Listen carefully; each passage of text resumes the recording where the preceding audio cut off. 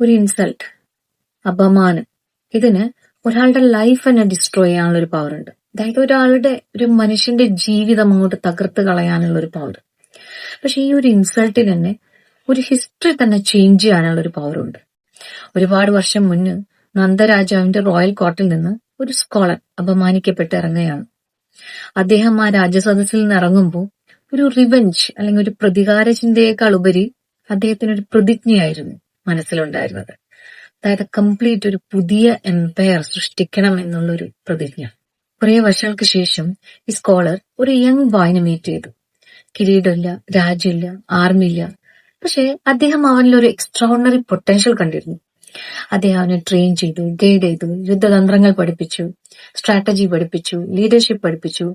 തന്നെ ഒരു ടീച്ചറിന്റെ വിസ്ഡവും ഒരു സ്റ്റുഡന്റിന്റെ കറേജും കൂടി ഒന്നിച്ചപ്പോൾ വന്നത് ഒരു പുതിയ സാമ്രാജ്യം, മൗര്യ എംപയർ. അന്ന് നന്ദരാജാവിന്റെ റോയൽ കോർട്ടിൽ നിന്ന് ഇറങ്ങിയ സ്കോളർ ചാണക്യനായിരുന്നു. അദ്ദേഹം കണ്ടെത്തിയ ആ ചെറിയ ആൺകുട്ടി ചന്ദ്രഗുപ്ത മൗര്യൻ. ഈ ഒരു സ്റ്റോറി ഇവിടെയും അവസാനിച്ചില്ല.